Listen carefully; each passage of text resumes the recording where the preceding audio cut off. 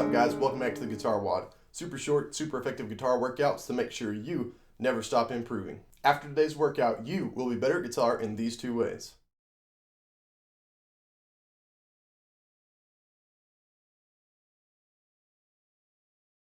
I've gotten a lot of feedback from you guys about wanting to learn how to spice up your rhythm playing. One way you can do this without changing the song structure too much by messing with what chords you're actually playing is to add variations of those same chords from other places on the neck. You see, there's not a lot that's more boring than listening to the same 3 or 4 chords over and over and over for an entire song, 3 or 4 minutes straight. But plenty of songs are written like this, so it's up to you and I to spice things up a little bit. So that's what today's workout's going to be about, guys. We're going to find different chord voicings for G, C, E minor, and D all over the neck. Now, for any of you not familiar with the term chord voicings, here's an example. A C major chord is defined as being made up of the C, E, and G notes.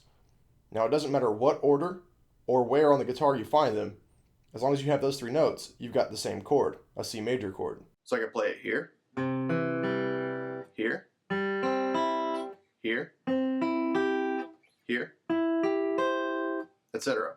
These are all just different voicings of the same chord. They're all C major chords. Now, to introduce you to this concept and get you familiar with finding different voicings across the guitar, today we're going to look at G, C, E minor, and D, and we're going to restrict ourselves to the top 3 strings and just find all the voicings we can. And for anybody interested in improvising or playing lead guitar, finding the different chord voicings is incredibly helpful. You see, when you're improvising or playing lead, the main way to sound melodic, rather than like you're just playing randomly through a scale, is to emphasize the chord tones of each chord as it passes. Well, in order to emphasize the chord tones, you got to know where they are. Now, since today's exercise is not based on a pattern, you're really going to need to look at the tab while you go over this.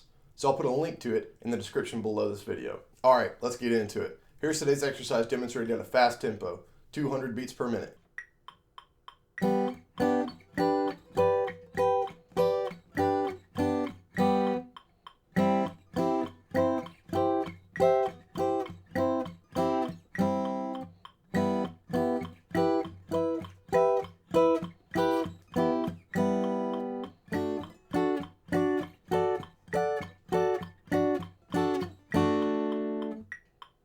Since breaking down each one of these chords individually, note by note, and showing you the proper fingering for each would just make this video way too long, I've included chord diagrams with the proper fingering notated in the tab. Now I'll play through it again very slowly so you can see exactly how each chord is supposed to look and sound.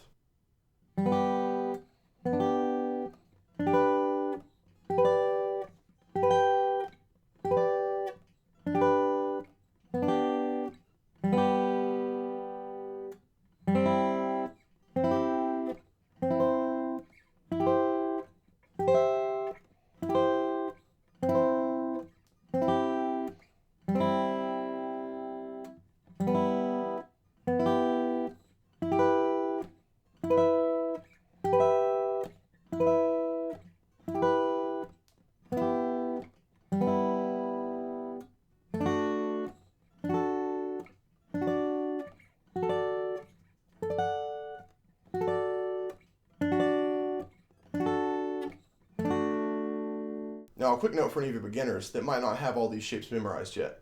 Don't worry about the metronome for now. Just run through the exercise start to finish until you get the chords under your fingers. That's it for today, guys. Good luck and get to work.